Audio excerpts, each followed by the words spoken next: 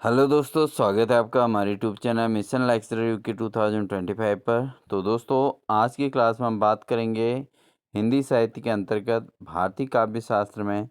हमारा जो टॉपिक चल रहा है वो काव्य संप्रदाय के अंतर्गत हमने क्लास करा दी है, और अब हम इसमें चर्चा करेंगे रस, अलंकार, रीति, ध्वनि, वक्रोक्ति और औचित्य।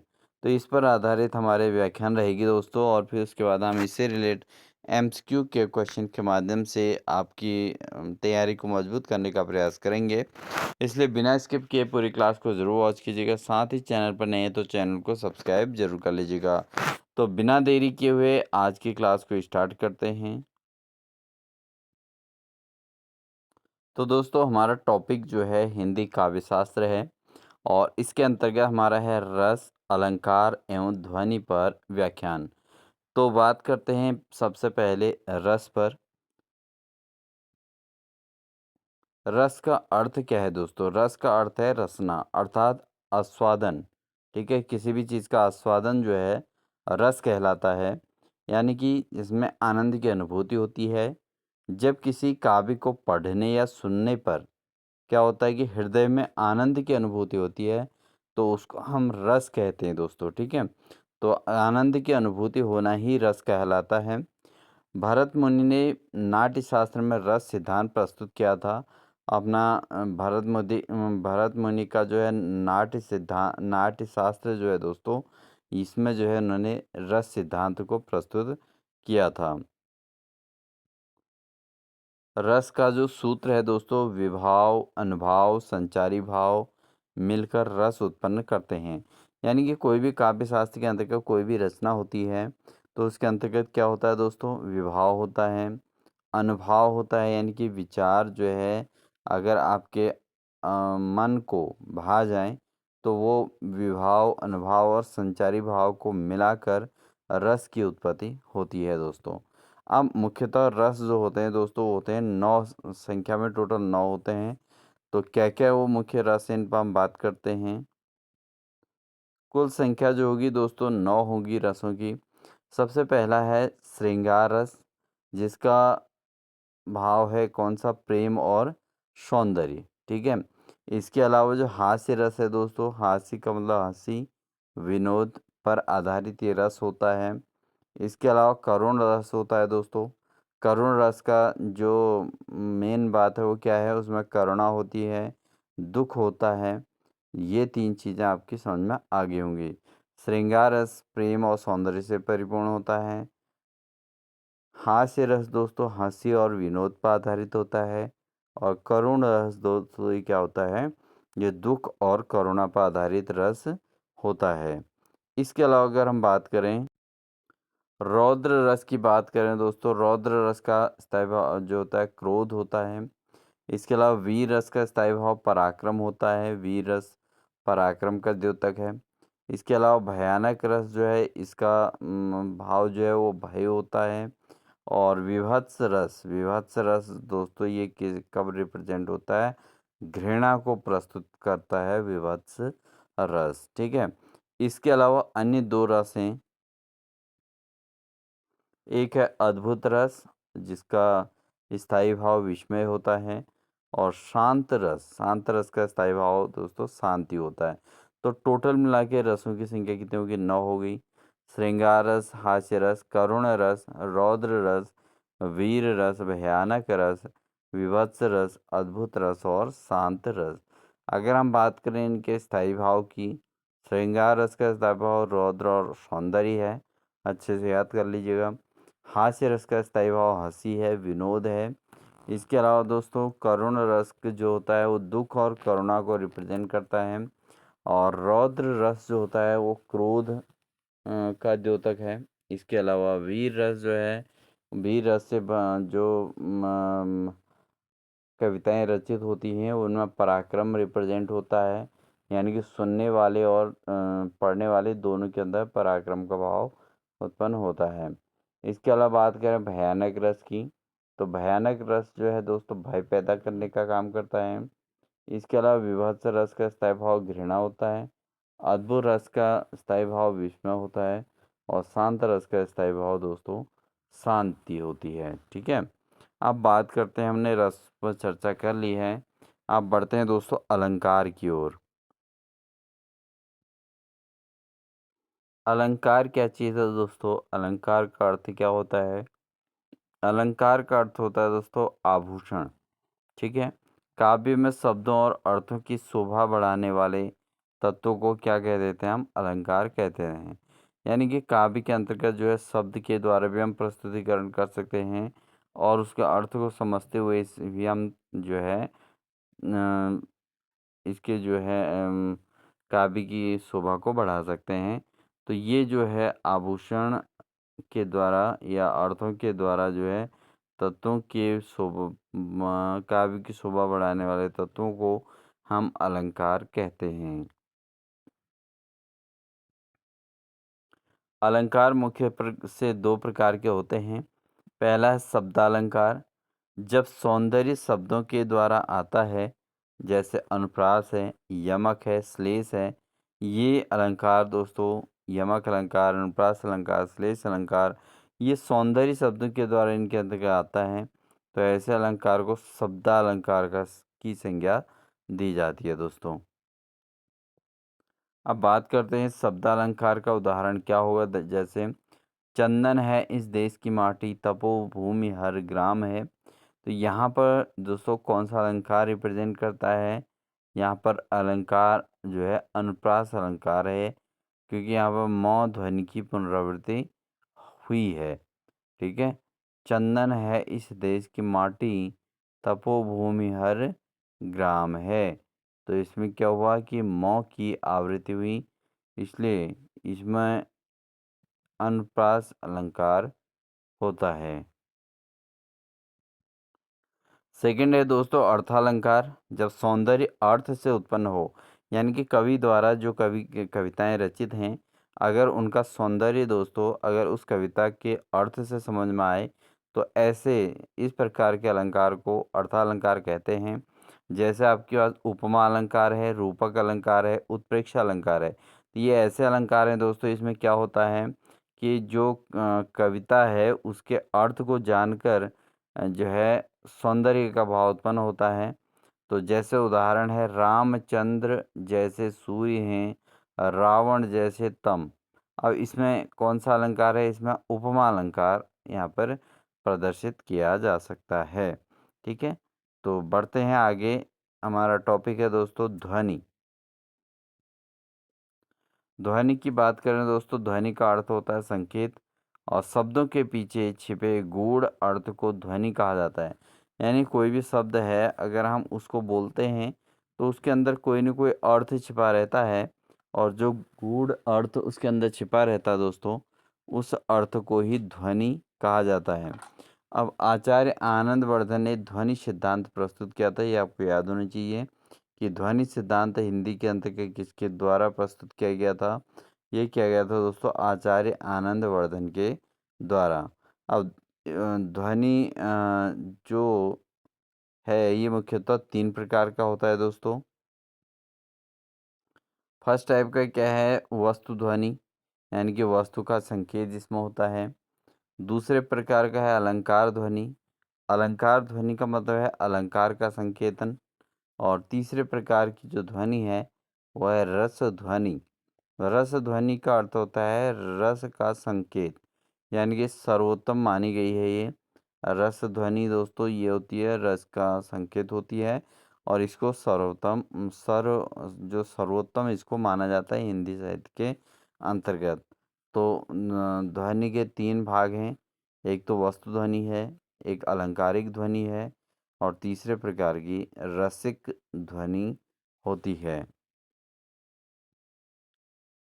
अब हम बात करते हैं दोस्तों इस टॉपिक पर आधारित एमसीक्यू प्रश्न पे। तो सबसे पहले क्वेश्चन है, रस का अर्थ क्या है? तो रस का अर्थ क्या है? रस का अर्थ है केवल स्वाद से। ठीक है। ज्ञान से भी बिल्कुल नहीं है। ज्ञानात्मक स्वाद हो सकता है, शोभा से या भावना से, इन चीज़ों का कोई स्वाद नहीं होता।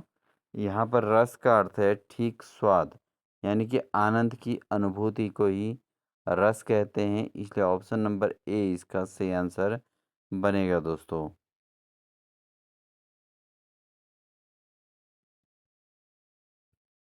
सेकंड क्वेश्चन है, रस सिद्धांत के प्रवर्तक कौन हैं?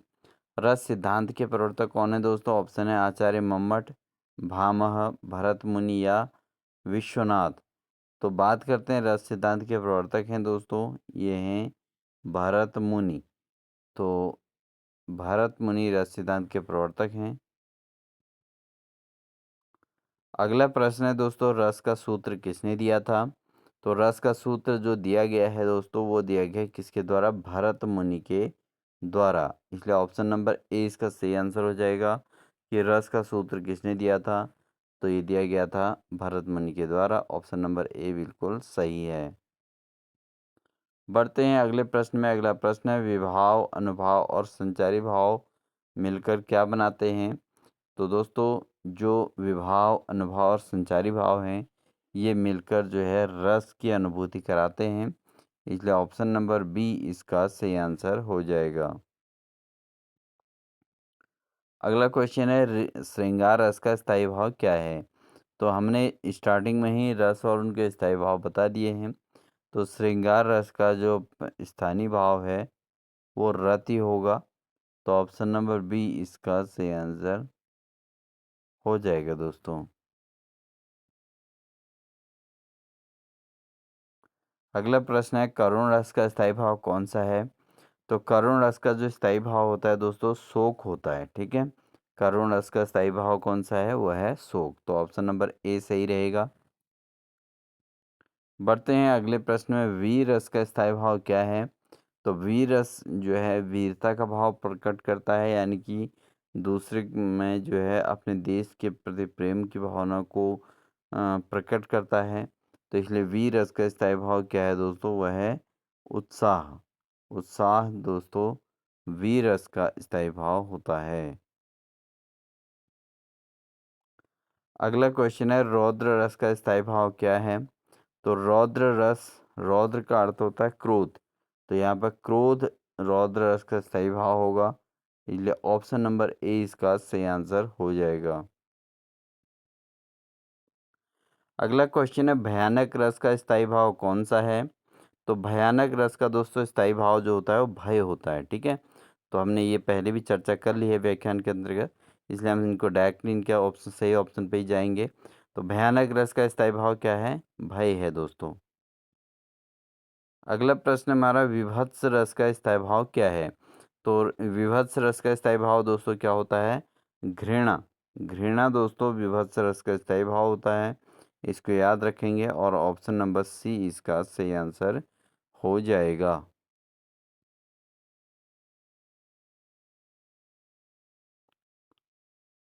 अगला प्रश्न है दोस्तों, अद्भुत रस का स्थायी भाव क्या है? अद्भुत रस का जो स्थायी भाव होता है दोस्तों, होता है विस्मय। ठीक है, विस्मय होता है अद्भुत रस का स्थायी भाव। इसको याद रखेंगे, इम्पोर्टेंट भी है, एग्जाम में पूछा गया है। अगला प्रश्न है, शांत रस का स्थायी भाव है? तो शांत रस का स्थायी भाव कौन सा है, ये पूछा गया है। ऑप्शन है विरक्ति, रति, हर्ष या शोक। तो शांत रस का जो स्थायी भाव होता है वो होता है विरक्ति। तो विरक्ति इसका एग्जैक्ट आंसर है, तो याद रखेंगे। और शांत रस का स्थायी भाव विरक्ति। विरक्ति किसका स्थायी भाव है? शांत रस का।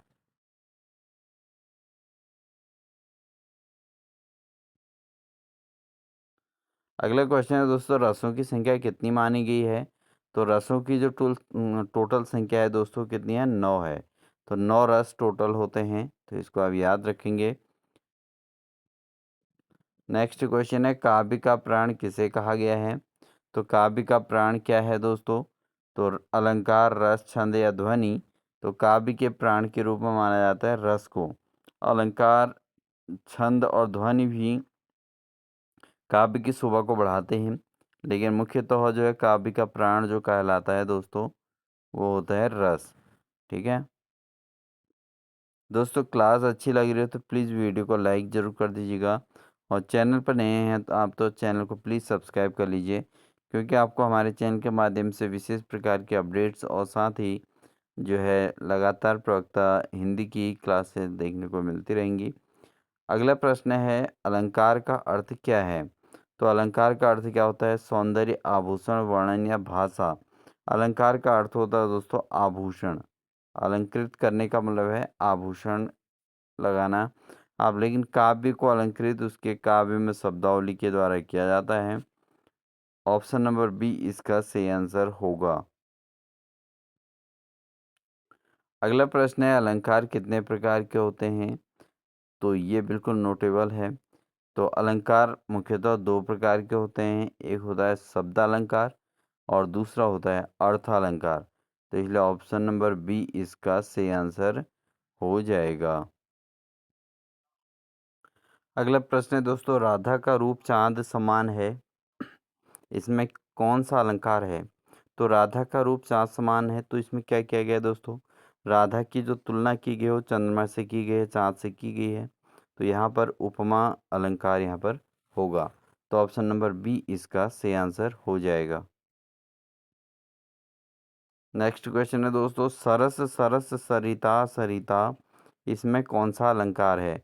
तो सरस सरस सरिता सरिता, इस लाइन में जो अलंकार है दोस्तों वह है अनुप्रास, क्योंकि यहाँ पर व्यंजन वर्णों की आवृत्ति हो रही है। तो व्यंजन वर्णों की जहाँ पर आवृत्ति होती है दोस्तों वहाँ पर अनुप्रास अलंकार होता है।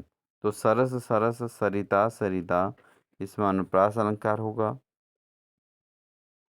क्वेश्चन नंबर 20 है, नीलांबर घर घरा घर घर, यह कौन सा अलंकार है? तो अगर हम बात करें नीलांबर की, तो नीलांबर धर धरा धर धर, तो इसमें जो अलंकार है दोस्तों वह है यमक अलंकार। कौन सा अलंकार है? यमक अलंकार है, इसलिए ऑप्शन नंबर ए इसका सही आंसर हो जाएगा। अगला प्रश्न है दोस्तों, हंस हंस कर हंसनी हंसी, इसमें कौन सा अलंकार है? तो हंस हंस कर हंसनी हंसी, इसमें जो अलंकार है दोस्तों वह है अनुप्रास अलंकार, जिस पर भी हमने चर्चा की थी। लेते हैं नेक्स्ट क्वेश्चन, तुम जल में कमल समान शोभित हो, तो जल में कमल के समान शोभित हो, इसमें कौन सा अलंकार है दोस्तों? तो यहाँ पर अलंकार होगा उपमा अलंकार। ठीक है, तुम जल में कमल समान शोभित हो, इसमें कौन सा अलंकार है? उपमा अलंकार होगा। और ये क्वेश्चन आपका इम्पोर्टेंट भी रहा है। बढ़ते हैं अगले प्रश्न में। क्वेश्चन नंबर 23 है दोस्तों, बाल सूर्य सा तेज है, यह कौन सा अलंकार है? तो बाल सूर्य सा तेज है, इसमें अलंकार है दोस्तों कौन सा? उपमा अलंकार इसमें होगा। तो ऑप्शन नंबर बी इसका सही आंसर हो जाएगा। नेक्स्ट क्वेश्चन है दोस्तों, कवि का आभूषण क्या है? तो कवि जो कविताएं रचता है उसका मुख्य आभूषण क्या होता है? ऑप्शन है छंद, रस, अलंकार या ध्वनि। तो बात करते हैं दोस्तों इसमें कवि का आभूषण क्या है कविता का। तो कविता का आभूषण होता है दोस्तों अलंकार। अलंकारों के द्वारा ही कविता को जो है एक मार्ग मिलता है, यानी कि उसको अलंकृत किया जा सकता है। तो कविता का आभूषण अलंकार होते हैं। बढ़ेंगे दोस्तों अगले प्रश्न में, ध्वनि शब्द का अर्थ क्या है? तो ध्वनि का अर्थ होता है दोस्तों संकेत। संकेत से तात्पर्य होता है जो हिंदी में ध्वनि का अर्थ होगा दोस्तों क्या होगा? संकेत होगा, इसलिए ऑप्शन नंबर बी इसका सही आंसर हो जाएगा।